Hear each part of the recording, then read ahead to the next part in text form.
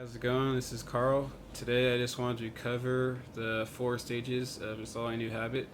So the first stage is unconscious incompetence. That's basically you don't know what you're doing wrong. And then the next stage is conscious incompetence. That's when you realize you identify an area that you need to work on that can improve. And so you work on it, then you arrive at conscious competence, which is you know what you can do the right thing only when you're focused on it and only when you're really paying attention. And the fourth stage is unconscious incompetence, and this is where you want to be. It's basically it takes between 20 and 66 days, depending on who you ask, to install a new habit.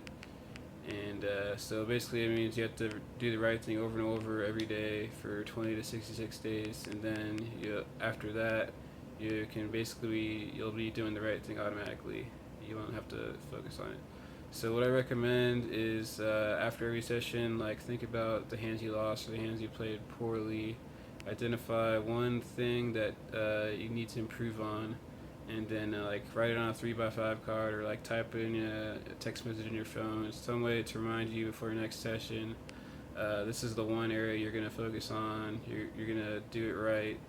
And if you need like some advice as far as like the right play, you go on 2+2, or ask a friend or something like that. And but then just focus on doing the right thing.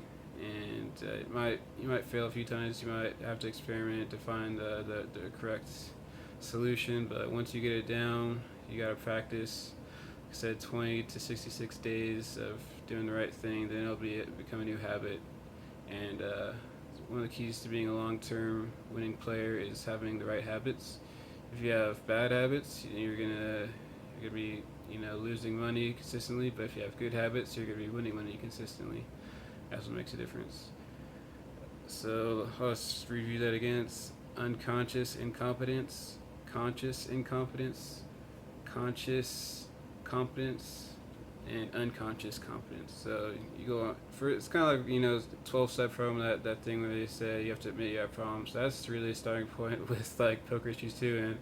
And it's a problem for a lot of people, myself included, is like swallowing your pride, admitting you're not the best. And poker as a thing, it really feeds your ego. You really want to think you're the best at all times, but I think it's important to admit that you're not the best. There's always something you can work on. There's always some way you can get better.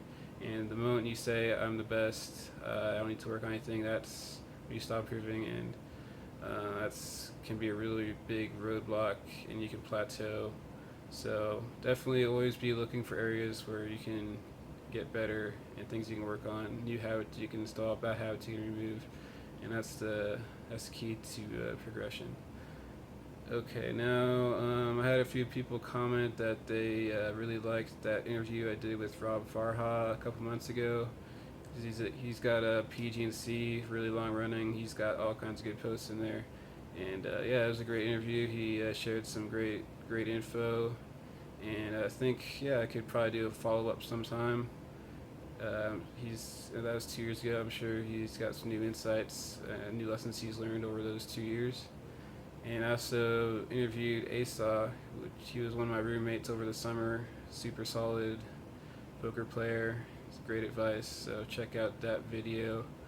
And I also want to get some other poker goals and challenges guys if they are willing to do it. Let's see, I'd like to get Insane Poker 7, Q Surrounder, T. McKendry, maybe a few others. I think would be great. I'm sure they have a few ideas they could share with you guys that could help you out.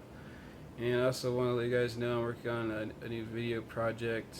I'm going to be doing some video reviews of every poker room on the strip. I think there's 18 right now, so it might take me a while. I also want to get some like video editing software and make it look sharp or whatever, and kind of get started on working on that stuff.